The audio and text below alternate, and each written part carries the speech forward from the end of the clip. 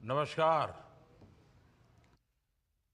कोटा और पूरे हाड़ौती के अंचल के मेरे सभी साथियों को फिर से एक बार नमस्कार। अभी पिछले ही हफ्ते मुझे राजस्थान की यात्रा पर आने का अवसर मिला था। अजमेर की पावन धरती से हमने राजस्थान के विकास से जुड़े हजारों करोड़ रुपए के प्रोजेक्ट का शिलान्यास और लोकार्पण किया था।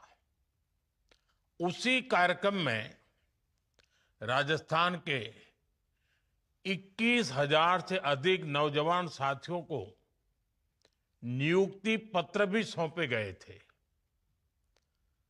अब अजमेर यात्रा के कुछ ही दिनों बाद आज मुझे कोटा से जुड़े हुए इस महत्वपूर्ण एयरपोर्ट प्रोजेक्ट को शुरू करने का अवसर मिल रहा है।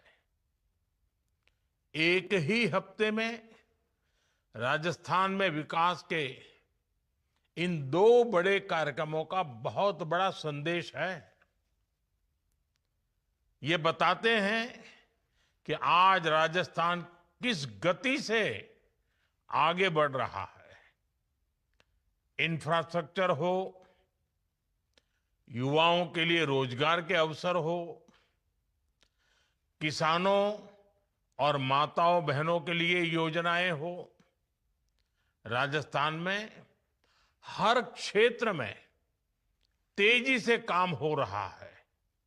साथियों, आज का दिन कोटा, बूंदी, बारा और झालावाड़ सहित पूरे हाड़ौती क्षेत्र के लिए एक नई आशा और नई उपलब्धि का दिन है। करीब 1,500 करोड़ रुपए से बनने जा रहा ये आधुनिक एयरपोर्ट आने वाले समय में पूरे क्षेत्र के विकास को नई गति देने वाला है। मैं कोटा और पूरे हाड़ौती क्षेत्र के लोगों को एयरपोर्ट के शिलान्यास के इस महत्वपूर्ण कार्यक्रम में अपनी बहुत बहुत शुभकामनाएं देता हूं। साथियों, मुझे याद है नवंबर 2023 में जब मैं कोटा आया था, तब मैंने कोटा की जनता से एक वादा किया था। मैंने कहा था कि कोटा का एयरपोर्ट केवल एक सपना बनकर नहीं रहेगा, बल्कि उसे साकार करके दिखाया जाएगा। आज मुझे प्रसन्नता है कि वो क्षण आ गया है जब कोटा एयरपोर्ट के निर्माण का काम शुरू होने जा रहा है। अब तक कोटा के लोगों को जयपुर या जोधपुर जाकर फ्लाइट पकड़नी पड़ती थी। इसमें काफी समय भी लगता था और असुविधा भी होती थी। अब यह स्थिति बदलने जा रही है। जब यह एयरपोर्ट शुरू होगा तो कोटा समेत आसपास के पूरे इलाका में यात्रा भी आसान होगी और व्यापार भी तेजी से बढ़ेगा। साथियों, कोटा केवल शिक्षा का ही नहीं, बल्कि ऊर्जा का भी एक बड़ा केंद्र है। कोटा वह अनूठा क्षेत्र है जहां न्यूक्लियर हो, कोयला आधारित हो, गैस और पानी हो, ऊर्जा के लगभग सभी स्रोतों से बिजली का उत्पादन होता है। हाड़ौती की इस धरती अपनी धरोहरों के लिए भी उतनी ही प्रसिद्ध है। कोटा कचौरी का जायका, कोटा डोरिया साड़ी, इसके साथ साथ कोटा स्टोन और सैंड स्टोन की चमक, इन्होंने दुनिया भर में अपनी पहचान बनाई है। यहाँ का धनिया हो, बूंदी का बासमती चावल हो, इसकी महक अंतर्राष्ट्रीय बाजारों तक पहुंची है। ये क्षेत्र अपने परिश्रम, उत्पादन और संभावनाओं के लिए जाना जाता है। अब कोटा का ये नया एयरपोर्ट यहां की संभावनाओं को कई गुना बढ़ाने का काम करेगा। साथियों, कोटा और हाड़ौती की यह धरती उद्यम और आस्था का भी बड़ा केंद्र है। सदियों से देश दुनिया के श्रद्धालु यहां श्री मथुराधीश जी की पावन पीठ, केशवराय पाटन के तीर्थ, खड़े गणेश जी महाराज और गोदावरी बालाजी धाम के दर्शन के लिए आते रहते हैं। गरड़िया महादेव से दिखने वाला चंबल का दृश्य हर किसी को मंत्रमुग्ध कर देता है। मुकुंदरा हिल्स और रामगढ़ विषधारी जैसे वन्य जीव अभयारण्य इस पूरे क्षेत्र को वाइल्ड लाइफ टूरिज्म का बड़ा केंद्र बनाते हैं।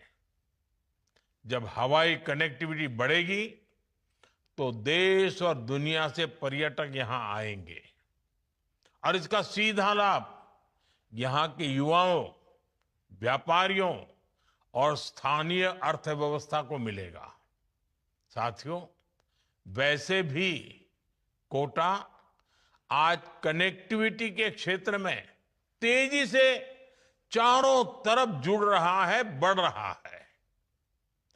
अमृत भारत स्टेशन योजना के तहत कोटा के दोनों प्रमुख रेलवे स्टेशनों को आधुनिक सुविधाओं से सुसज्जित किया जा रहा है। दिल्ली मुंबई एक्सप्रेसवे जो कोटा और बूंदी से होकर गुजर रहा है, पूरे क्षेत्र के विकास का नया द्वार खोल रहा है। अब दिल्ली, बड़ौदा और मुंबई जैसे बड़े शहरों की दूरी महज कुछ घंटों की रह गई है। बेहतर सड़क और रेल कनेक्टिविटी के कारण यहां नए उद्योग स्थापित हो रहे हैं। विशेष रूप से एग्रो बेस्ड इंडस्ट्री के लिए यह क्षेत्र एक बड़ा केंद्र बनेगा। रेल और सड़क के बाद हवाई कनेक्टिविटी का यह नया अध्याय कोटा के विकास को और गति देगा। कोटा एयरपोर्ट पूरे हाड़ौती क्षेत्र और आसपास के जिलों के लिए प्रगति के नए अवसर लेकर आएगा। साथियों, मैं इस महत्वपूर्ण परियोजना के लिए कोटा के सांसद श्रीमान ओम बिरला जी के निरंतर प्रयासों की भी सराहना करना चाहता हूं। उनकी हमेशा यही कोशिश रही है कि कोटा के लोगों का जीवन बेहतर बने, उन्हें नए अवसर मिले। एयरपोर्ट हो, ट्रिपल आईटी का नया कैंपस हो, सड़कों का विस्तार हो, कोटा के विकास के लिए वे लगातार सेवा भाव से काम कर रहे हैं। उनके प्रयासों के कारण ही कोटा और इस पूरे क्षेत्र के विकास को नई गति मिल रही है। साथियों, ओम बिरला जी जितने शानदार सांसद हैं, उतने ही बेहतरीन लोकसभा अध्यक्ष भी हैं। वे संविधान को पूरी तरह समर्पित है।